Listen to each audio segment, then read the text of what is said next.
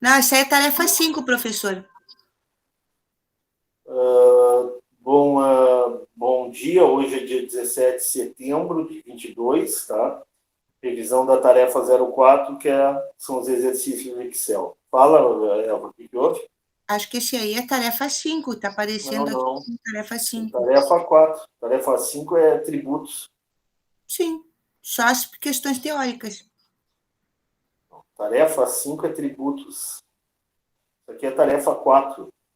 Tu está confundindo as coisas. Tarefa 5 é tributos. Essa aqui é a tarefa 4. Eu estou olhando aqui no mudo. A tarefa 1 já foi, tarefa 2 já foi, tarefa 3 já foi.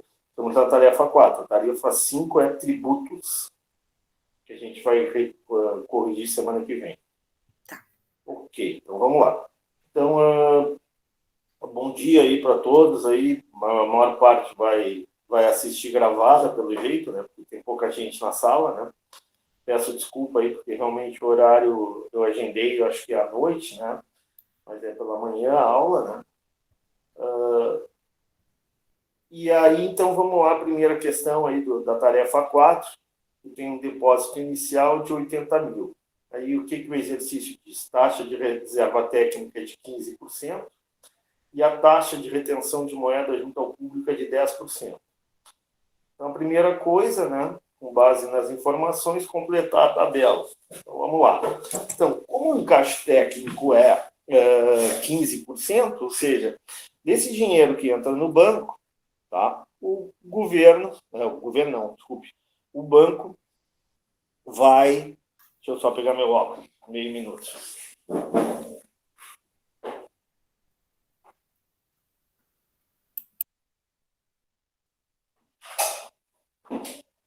Tá, o banco vai reter 15%. Para quê? Para garantia de liquidez. Então, aqui eu estou multiplicando vezes 0,15. Então, esse dinheiro o banco não empresta. O saldo disponível é a diferença. É esse menos esse. E aí? E aí esse dinheiro vai para o mercado, né? Se transforma em papel moeda, realiza-se uma série de transações no mercado, compra, pagamento de salários, pagamento de fornecedores, compras de famílias, gastos de governo, né? E esse dinheiro, uma boa parte retorna, 90% retorna para o sistema financeiro e 10% fica retido sob a forma de papel moeda. Então, desse dinheiro aqui, 10% fica retido sob a forma de papel moeda.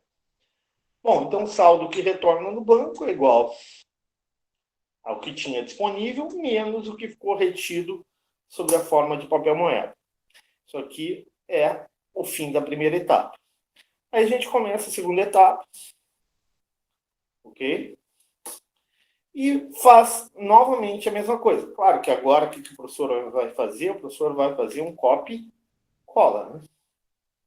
Okay? Ó, e observem que a cada etapa o efeito multiplicador vai desacelerando, né? Então, na segunda etapa, 61.200, 15% ficou sob a forma de encaixe técnico, sobrou a diferença, 61.200 menos 9.180. Esse dinheiro foi para o mercado, uma parte dele, 10%, ficou retido sob a forma de papel moeda e retornou ao banco. E assim sucessivamente. Agora é muito simples. Agora é só fazer um copiar. Ó, eu botei um monte de etapa aqui e colar. Aqui não, botei 22, desculpa. Eu vou botar mais. Opa, errei. Tá? Um pouquinho aqui. Colar. Um pouquinho.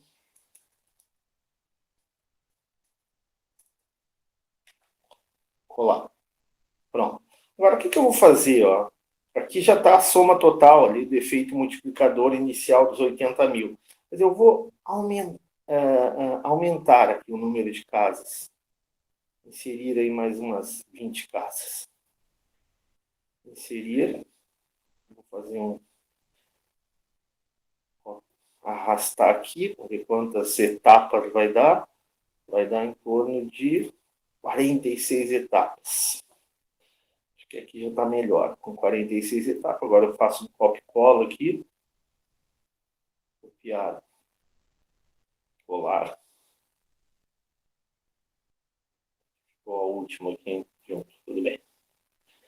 Agora sim, tá? Então, ó, observem que a cada etapa vai diminuindo o dinheiro disponível que o banco tem para emprestar, tá? Ó, estamos aqui, diminuindo, né? Eu vou aumentar mais um pouquinho, botar mais umas 10 linhas aqui. Inserir. Aqui vou fazer um copy e cola. Copiar. Colar. Então, agora nós temos aí 42, 43, 44. Temos 55 etapas, tá? E agora já está bem, o efeito multiplicador já está bem amortecido. Então, o que eu posso dizer dessa tabela? Tá? Com base nas informações, né, um depósito inicial de 80 mil, considerando que para garantia de liquidez os bancos guardam 15% e o mercado retém sobre a forma de papel moeda 10%, o efeito multiplicador de um depósito inicial, né, é igual a 340 mil, ou seja, a moeda escritural que era 80 mil inicial, ó, 80 mil no início, transformou-se depois de inúmeras etapas, aqui a gente botou 55, podia ter posto mais, é igual a 340 mil. Eu posso achar já diretamente o coeficiente de multiplicação, simplesmente dividindo esse 340 dividido por esse. Pronto. Aqui me diz o quê? Me diz que a moeda, nesse caso específico, multiplicou-se 4,25 vezes. Vou só tirar aqui, porque isso aqui não é reais. É um coeficiente de multiplicação. É um número. Tá? Ok? Professor, Então, permite? oi? Tem um moço no grupo querendo entrar, mas não sabe o link. Ele diz que não recebeu o e-mail. Tem como compartilhar o link Pode pôr. Peraí, no deixa eu grupo? pôr o link. Ver se eu acho o link aqui, só um pouquinho. Deixa eu ver aqui, link. Só um pouquinho. Onde é que tá aqui? Informações. Tá, achei. Achei, estou copiando aqui. Porque é lento, mas está aqui, tudo certo. Tem que abrir agora. Eu tenho que abrir aqui no computador. Quem é que pode. Só um pouquinho.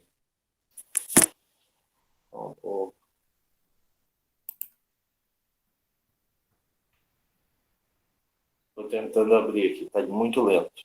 Bom, enquanto isso, vamos continuando aqui então. Então, ó, o coeficiente multiplicador da moeda bancária, tá? É de 4,25. Eu poderia fazer a mesma coisa, tá? Utilizando essa fórmula aqui, ó. Ó, como é que eu calculo essa fórmula? O que é o R? R é a taxa de retenção. Então, ó, vou fazer a fórmula aqui. Então, fica... Primeiro, eu vou calcular o que está entre parênteses. 1 menos R é 1 menos 0, vamos lá, qual é a taxa de retenção? 0,15. Então, 1 menos R é igual a 1 menos 0,15. Estou fazendo primeiro o denominador. Tirar, que isso aqui é número, isso aqui não é reais. Só arrumar aqui, porque isso aqui não é reais, isso aqui é número. Número. Ver se agora você já abriu para mim ali. Ainda não abriu para mim o WhatsApp. Demora meu WhatsApp.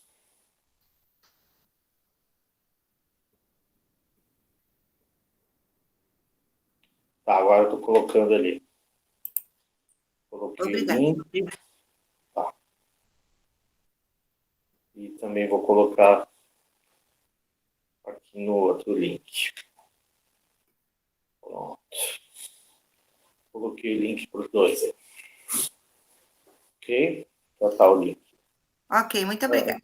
Abriu, já entrou, né? O link, né? Uhum. Então, para todo mundo, quem quiser, é só acessar o link. Tá, minha vida, ó.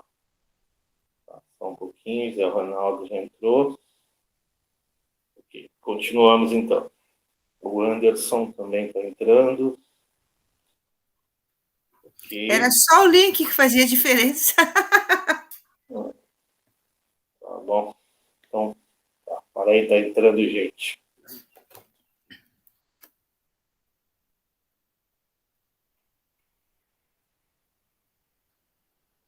Mais alguém aí? Acho que é isso. Bom dia para quem está chegando. Bom dia, Anderson. Bom dia, Letícia. Bom dia, Rogério. Bom dia, José Ronaldo. Então, continuando, tá? Vamos, ó, calculei o coeficiente multiplicador aí, tá? 4,255. Mas eu posso calcular esse mesmo coeficiente multiplicador, tá? Com essa fórmula aqui que eu estou mostrando para vocês aqui, ó. Então, o primeiro calcular no denominador. Calculei aqui o 1 menos R. Ó. 1 menos R vai dar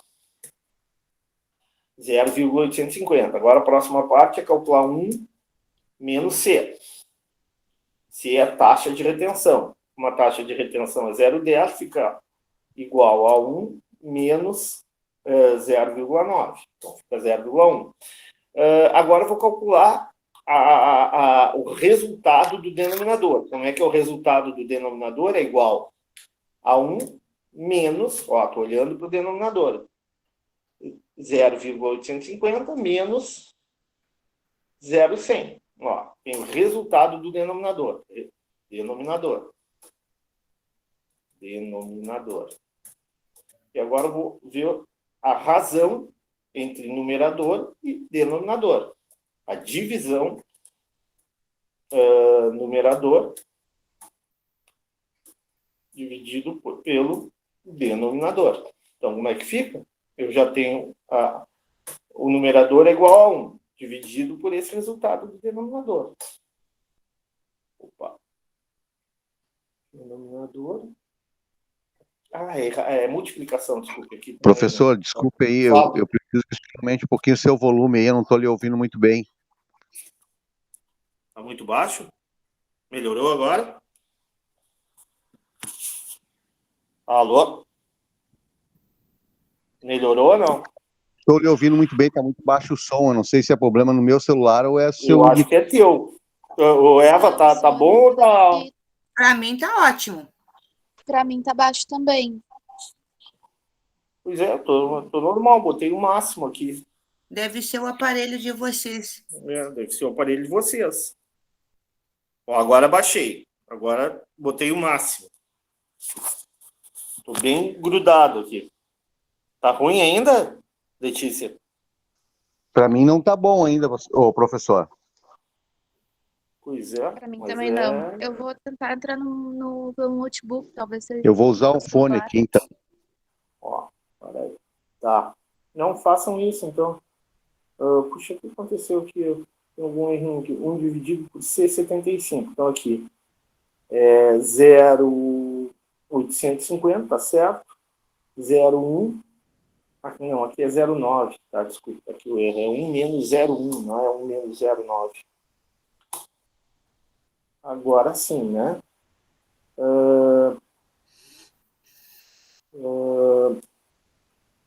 Esse aqui, denominador, fica 1 vezes C73. Também tem aí, ó. Puxa, errando bastante. É 1 menos C73 vezes C74. Vou botar aqui em parênteses, ó. Agora sim. Ó, fechou. Agora fechou. Ó, observem que o valor aqui, ó, vai dar exatamente a mesma coisa, ó, vou botar em vermelho aqui, ó, é igual a esse aqui, tá? Então, revisando, tá? Passando novamente. O que pede o exercício?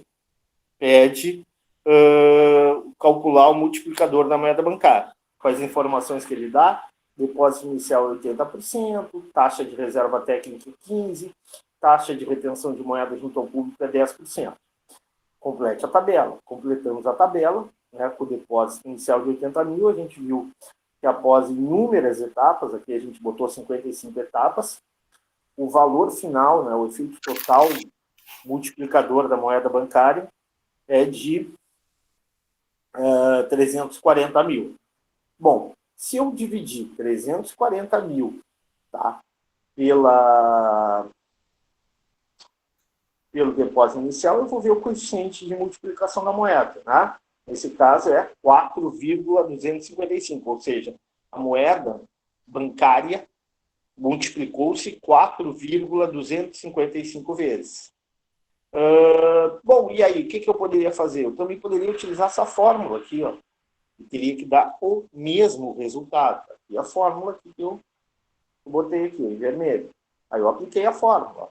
Primeiro calculei o numerador, né, o denominador, desculpa, 1 menos R, 1 menos 0,15 dá 0,85, 1 menos C dá 0,9, multipliquei, né, 0,85 vezes 0,9, diminuir de 1, ó, é só olhar o denominador, vai dar o resultado do denominador 0,235, e eu dividi 1 por 0,235, vai dar 4,255. Exatamente o mesmo resultado aqui. Tá? Então, posso dizer que, assim como lá, esse aqui, o que é? O que a gente obteve aqui embaixo? O coeficiente multiplicador da moeda bancária.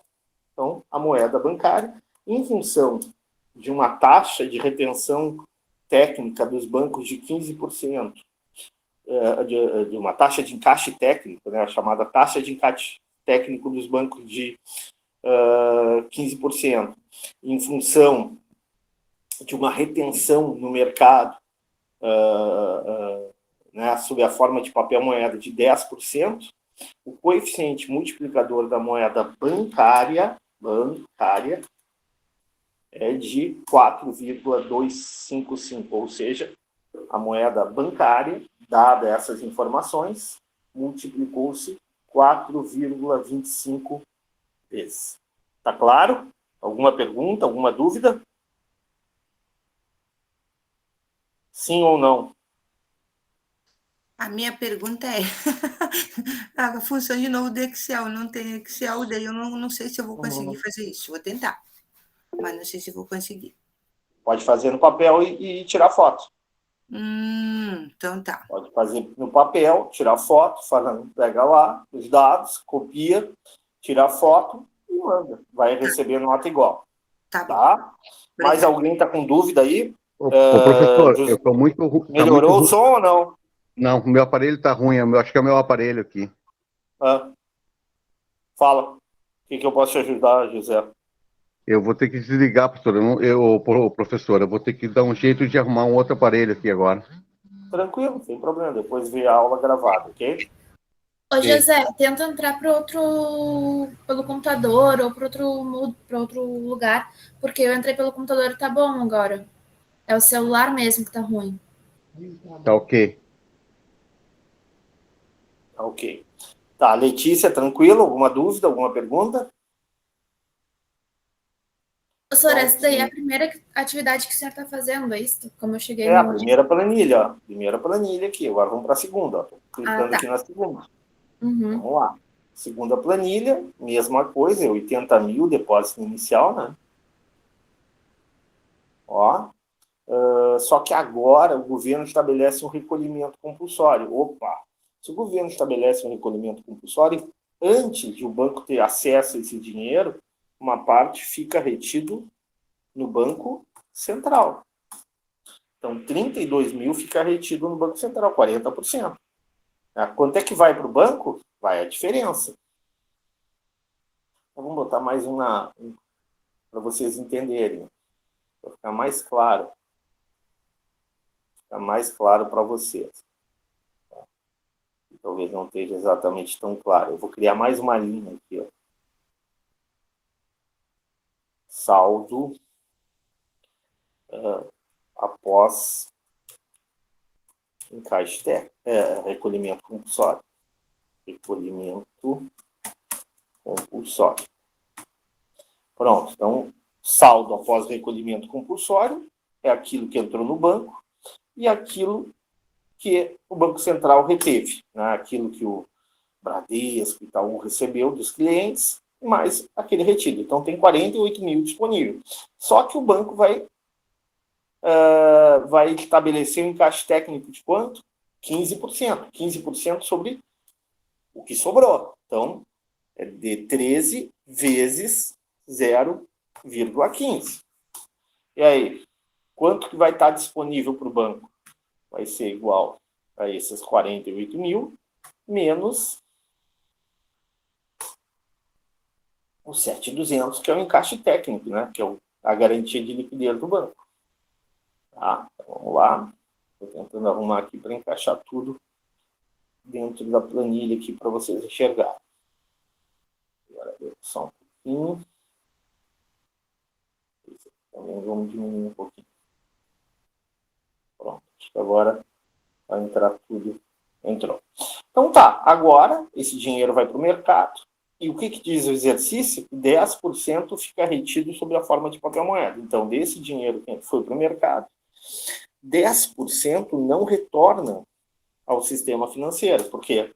Porque fica retido sob a forma de papel moeda. Né? Cédulas, moedinhas, assim por diante.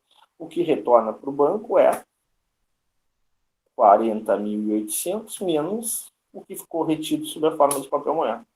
Agora, faço tudo de novo, a mesma coisa. Então, desses 36.720, tá?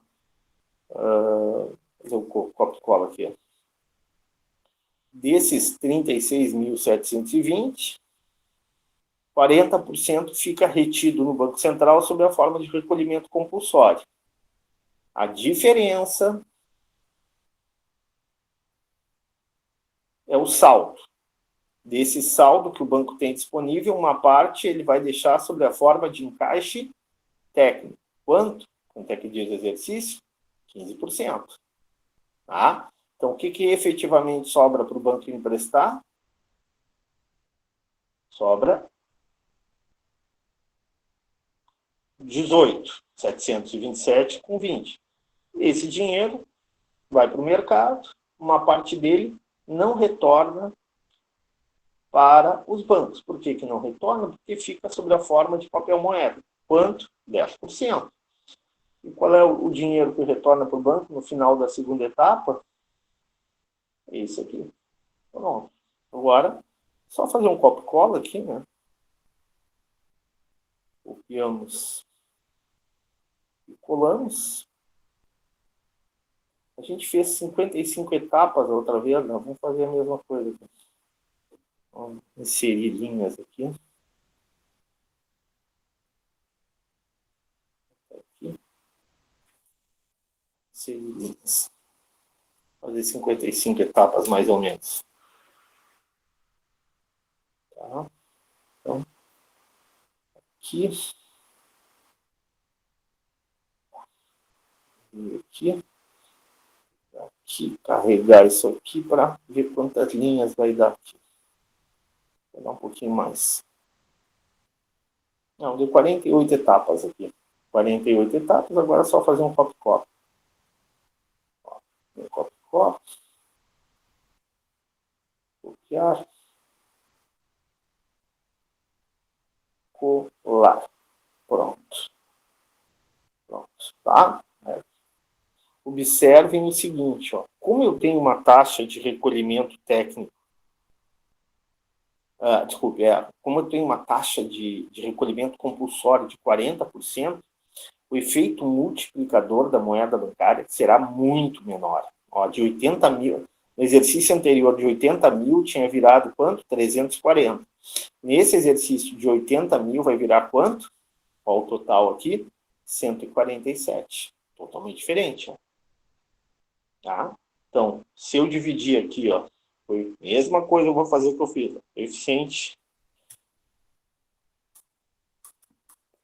coeficiente multiplicador da moeda bancária. Ó, o que eu vou fazer? Eu vou pegar esse aqui, ó, 147, dividido pelo depósito inicial, que é 80. Pronto. Ó, nesse caso, a moeda vai ter esse múltiplo, vai ter, tirar aqui, porque isso aqui é número, não é reais, tá? Ok? Ou seja, o coeficiente multiplicador da moeda bancária com o recolhimento compulsório, com a presença do recolhimento compulsório, multiplicou-se 1,848. Ou seja, e antes o efeito multiplicador era muito maior, né? 4,255. Moral da história, quanto maior é a taxa de recolhimento compulsório, menor é o efeito multiplicador da moeda bancária. Tá? Então, está explicado a diferença dessa tabela com a tabela anterior. Né? A moeda se multiplica muito menos. Tá? Por quê? Porque, porque boa parte do dinheiro, tá? O Banco Central nem deixa entrar no sistema, nem deixa o banco emprestar. Tá? Fica retido sob a forma de recolhimento compulsório. Como isso ocorre, né, tendo menos dinheiro para emprestar, os bancos terão né, o efeito multiplicador da moeda bancária será menor. Quanto menos dinheiro os bancos têm para emprestar, menor será o efeito multiplicador da moeda bancária. Então, a gente comparar a tabela 1, efeito multiplicador é muito maior que a tabela 2. Por quê? Devido à presença da taxa de recolhimento compulsório. Aqui, ó, calcule o coeficiente de multiplicação da moeda bancária, também já calculamos. Ó. Antes era 4,255, né?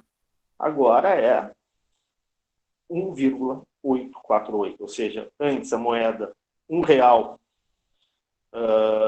tinha multiplicado 4,255 vezes, né? É só tu pegar aqui e multiplicar. Tu pega esse coeficiente e multiplica por 80 mil, o resultado vai ser 340 mil. Então, 80 mil vezes 4,255 vai dar 340.425,39. Ou seja, a moeda multiplicou-se, a moeda bancária, a moeda escritural, multiplicou-se 4,25 vezes. Aqui, fazer a mesma coisa, pego esse 80 mil e multiplico, ó, que está em rosinho, e multiplico por 1,848, o total vai dar 147.874,307. Significa que a moeda multiplicou-se, a moeda bancária, a moeda escritural, multiplicou-se 1,884 vezes, né? 1,84, 1,85 vezes. Está entendido? Alguma dúvida, alguma pergunta? Posso avançar? Bem? Tranquilo? Nenhuma dúvida? Acho que estão em estado de choque com a planilha, assim como eu. Eu achei que a planilha não ia pegar nessa parte ainda, mas enfim. A rigor, olhando assim, tá tranquilo, né? Depois é que eu não sei como é que eu faço, mas tudo bem. Vamos em frente. Bom, perguntas em geral agora, perguntas teóricas. A gente falou em aula, política de open market, política de compra e venda de títulos públicos, né?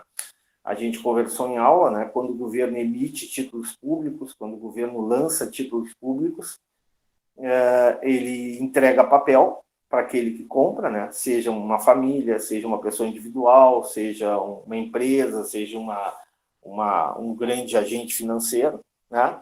Em troca, ele recebe dinheiro. Moral da história, quanto mais papel ele emite, quanto mais papel ele coloca no mercado, menos moeda tem disponível no mercado. Ou seja, emitir papel retira moeda do mercado, diminui a oferta de moeda. Por outro lado, quando ele resgata esses títulos, ou seja, ele recompra esses títulos, ele pega esses títulos e a pessoa que tem esses títulos devolve os títulos e o governo paga, além do valor do título, um juros, ele está injetando, ele está colocando, ele está expandindo a oferta de moeda no mercado. Isso é política de open market. Então, como eu falei para vocês, né, toda vez que a gente vai lá no Tesouro Direto, tem um site, né, o Tesouro Direto, vai lá, a gente pode aplicar aí R$200, né, e, vou comprar títulos do governo, tá? Tá emprestando dinheiro para o governo, tá? Em troca, o governo vai te pagar uns juros e vai te devolver. A princípio, né, deveria devolver esse dinheiro que tu emprestou. No momento que tu deposita esse dinheiro a favor do governo, está tirando dinheiro do mercado, está tirando moeda do mercado. Quando tu for resgatar esse título, quando o governo te pagar esse título e ainda te pagar juros, ele está injetando moeda no mercado. Explique por que a taxa de retenção da moeda tende a diminuir nos próximos anos. A gente já falou disso, né? Porque o mercado cada vez mais trabalha com moeda escritural e cada vez menos com cédula, né? Com papel moeda. Né? Hoje em dia, né? Muito, né? Só pequenas despesas. Ninguém vai comprar um carro, ninguém vai comprar um imóvel, ninguém vai comprar uma moto, né? Um dinheiro vivo. A gente compra geralmente em moeda corrente, né? A gente compra através de operações financeiras, de um sistema financeiro. É muito mais seguro, né? Então, a taxa de retenção da moeda, né? O dinheiro que fica circulando sob a forma de papel moeda, tende a ser cada vez menor. E eu estava conversando esses dias, né, eu não costumo pegar muito Uber, mas eu fui no médico lá, verificar o meu problema lá de saúde, e eu peguei um Uber, né, tal. E aí, conversando com o cara do Uber, ele disse, olha, não tem mais, né, eu já não trabalho mais, já não aceito mais trabalhar com papel moeda, né, com cédula, né. Para mim é segurança, né? Os clientes também muito pouco querem pagar em dinheiro, né? E pior, eu já desconfio quando o cara quer pagar em dinheiro, né? Significa que ele quer saber a informação se eu tenho dinheiro retido no carro. Então, a taxa é por uma questão de segurança, por uma questão de tecnologia, né? Pela própria evolução do sistema financeiro, né? Cada vez mais a taxa de retenção de moeda tende a diminuir. Explique o que são medidas de seleção de crédito, a gente falou em aula, né? É aquelas medidas que visam ampliar ou reduzir o crédito, né? O crédito agrícola, por exemplo, facilitar o crédito agrícola para os agricultores, papel do Banco do Brasil, essencialmente, né? O empréstimo sob consignação, né? Aumentar o percentual ou diminuir o percentual do empréstimo sob consignação, o consórcio, né? Uma carta de consórcio, né? Também é uma forma de... Por que a carta de consórcio é crédito? Porque muitas vezes tu dá um lance, ou tu ganha no sorteio, o consórcio, e ali o valor da carta de crédito pode ser 10, 20, 30, 50 mil reais, né? E tu ganha o valor integral da carta de crédito. Então, tu tem um crédito de 50 mil na medida em que tu obtém essa carta, maior do que o valor que tu já pagaste. E por aí vai. Cheque especial é outro exemplo, né? Cheque especial, tu tem lá um saldo negativo no banco, né? E o banco te garante ali, além do saldo que tu tem, né? Um negativo aí, depende de cada cliente, 1.000, 2.000, 3.000, 10.000, ok? Também é crédito, né? O cartão de crédito, né? Muita gente, infelizmente, trabalha com cartão de crédito e não paga, né? Paga juros muito altos, também é uma forma de oferta de crédito, né? Dependendo como o Banco Central age, né? Como a autoridade monetária estabelece as regras, para a oferta de crédito. Ele pode flexibilizar, o Banco Central pode flexibilizar essas regras ou endurecer, né, tornar mais rígidas essas regras de oferta de crédito. Né? Tudo vai depender da política do governo. Qual a importância do governo controlar a expansão da oferta de moeda, papel e moeda bancária? A gente falou. Vocês se lembram daquela equação que a gente colocou em aula, a chamada teoria quantitativa da moeda. Né? Uma regra básica na economia, né? Que não adianta ficar imprimir dinheiro, vir candidatos, vamos imprimir dinheiro, vamos aumentar a quantidade de dinheiro disponível. Não resolve nada. Isso aí para um economista falar isso e para um administrador público também não tem muito sentido, né? A riqueza não se gera através da emissão de moeda, né? A riqueza se gera através do trabalho, do aumento da produção, do aumento da oferta de serviço. Então, se o governo expande a oferta de moeda e em contrapartida não há uma expansão da oferta de bens e serviços, o efeito basicamente é um aumento da inflação, né? Um aumento das expectativas inflacionárias e um crescimento da inflação. Muitos países do mundo, né, tiveram isso, né? Ou seja, em função de uma necessidade, as pessoas terem que ficar em casa, houve uma expansão da oferta de moeda, né? E essa expansão da oferta de moeda, né? Vou dar um exemplo: o Canadá é um país que se endividou muito, né? Adotou uma política bem forte de expansão da oferta de moeda, de garantia de renda mínima para a população, e teve um crescimento do seu processo de endividamento. O próprio Estados Unidos, o governo Trump no primeiro ano, depois o governo Biden, né? Mas, como eu falei para vocês, né? Não existe seria muito fácil, né, o governo imprimir moeda, né, e para garantir a renda das pessoas. Infelizmente, né, expandir a oferta de moeda sem ter como contrapartida o crescimento da produção de bens e serviços vai redundar tão somente em um aumento da inflação, e quanto mais inflação, quem mais perde é o pobre, né? A inflação alta, ela ataca, ela corrói o salário do pobre, né, das pessoas mais humildes, né, porque o trabalhador, a classe média baixa, muitas vezes ela não tem condição, como tem, né, a classe média alta, a classe alta, de se proteger da inflação. Então, os efeitos da inflação são mais nocivos para as pessoas com menor renda. Bom, explique por que o encaixe técnico não deve ser nem muito alto nem muito baixo. Porque, né, a gente falou isso também em aula, né?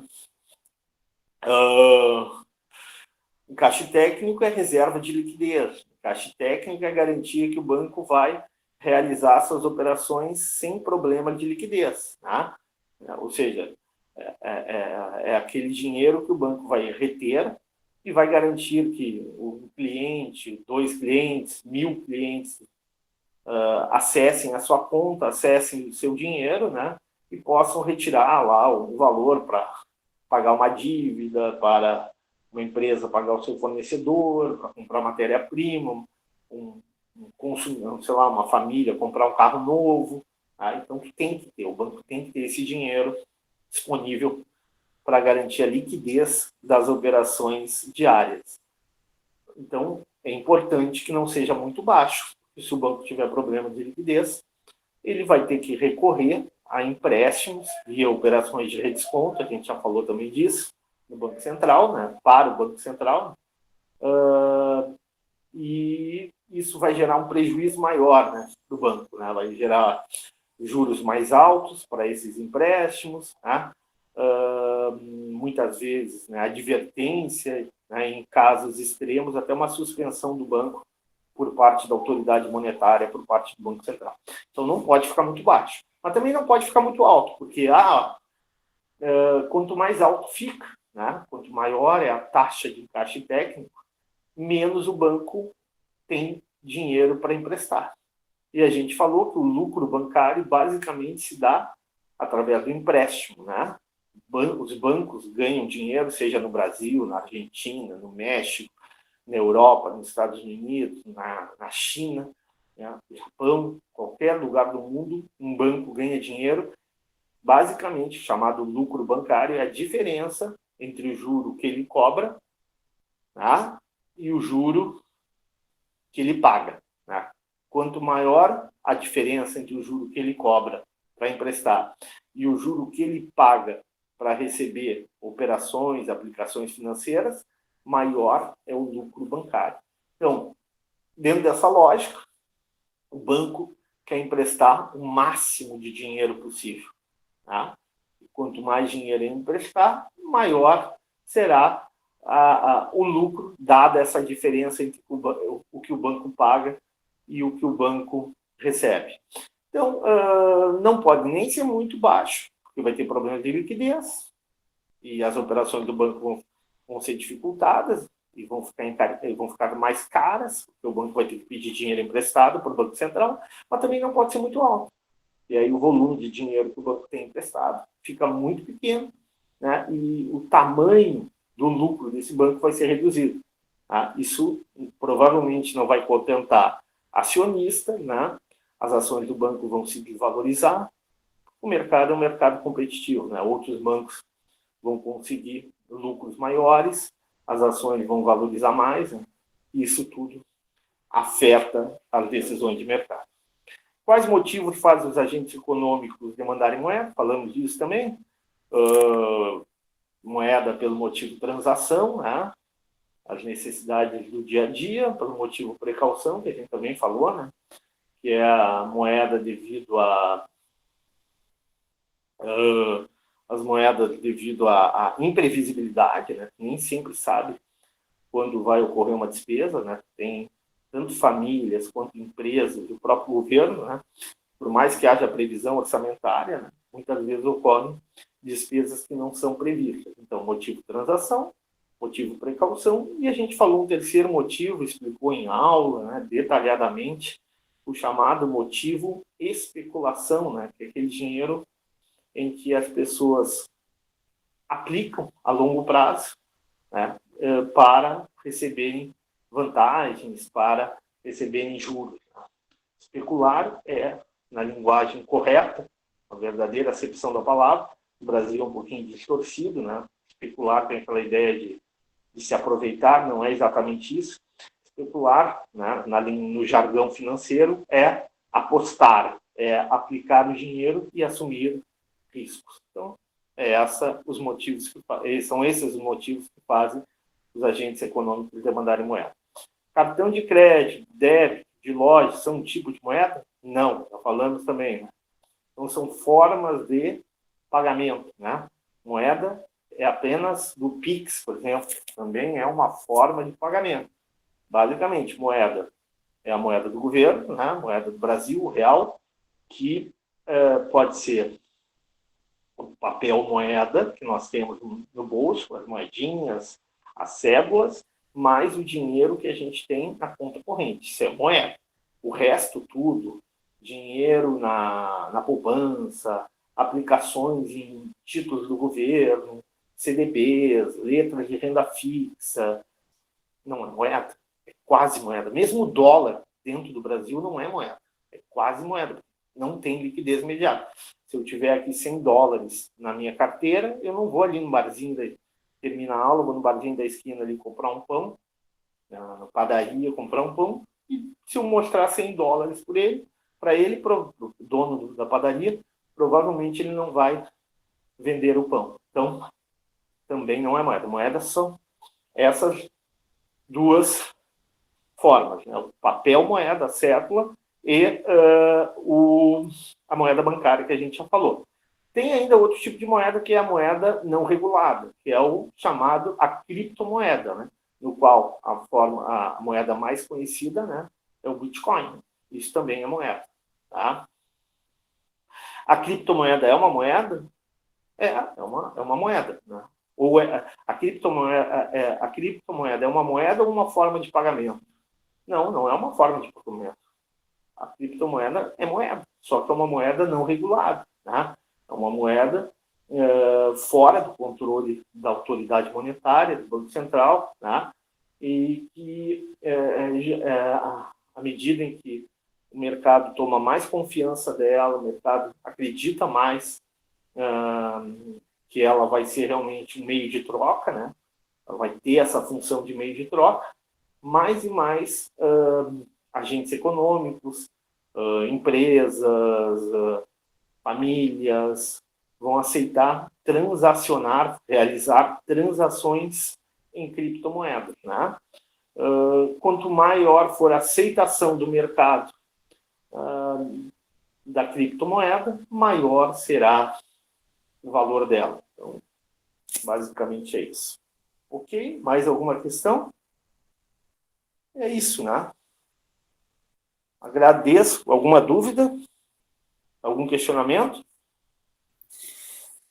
Eu ia perguntar se essa forma de o governo, por exemplo, essa forma de pagamento virtual para tudo e mais um pouco, como está acontecendo agora, também não facilita o controle do governo, porque é fácil digamos, é mais fácil de controlar as instituições e essa circulação virtual de valores do que o dinheiro, a moeda corrente, tipo a nota de dinheiro por aí, né? Não, a moeda corrente, isso é importante. Esse tipo debate aí, moeda corrente é papel moeda mais o dinheiro que eu tenho em conta corrente. Isso é moeda corrente. A expressão não foi adequada, mas então, é mais fácil, eu acho, que de controlar atualmente as operações virtuais, que são concentradas em algumas empresas, né? Bancos, enfim, e do que a nota de dinheiro. Sim, claro, a gente entende a tua pergunta, né? Evidentemente, se as pessoas, né, se eu quiser fazer uma operação ilegal, né, se eu quiser comprar uma lancha, tá? E esse dinheiro não é um dinheiro que eu consigo justificar, seja por ser dinheiro de tráfico de drogas, seja por dinheiro de comércio ilegal, contrabando, talvez eu prefira pagar em espécie, né? Eu pagar em papel moeda do que em moeda escritural, né? Moeda bancária. Sim, e aí tu tem um menor rigor, menor controle. Se bem claro, né? Quando chega a declaração anual, né? Tu vai ter que declarar o que tu comprou e tu vai ter que o fisco ele vai ter que conferir, né? Se esse dinheiro realmente tem origem. Então, o governo tem várias formas, vários mecanismos para verificar, né, a expansão do patrimônio de um indivíduo, de uma empresa, né, e a empresa vai ter que justificar essa expansão. Uma empresa justifica pelo faturamento, uma família justifica pelo ganhos salariais, ganhos de renda que eventualmente ela teve durante o período. Basicamente é isso. Ok, obrigada. Mais alguma pergunta? Anderson, Rogério, Ronaldo, Letícia? Sim ou não? Não, para mim tá tudo certo. Então tá. Então a aula está gravada e ainda hoje, mais tardar amanhã, disponibilizo para vocês no Moodle, né?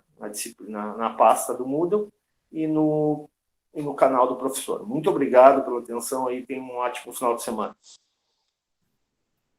Obrigada, igualmente. Tchau, tchau.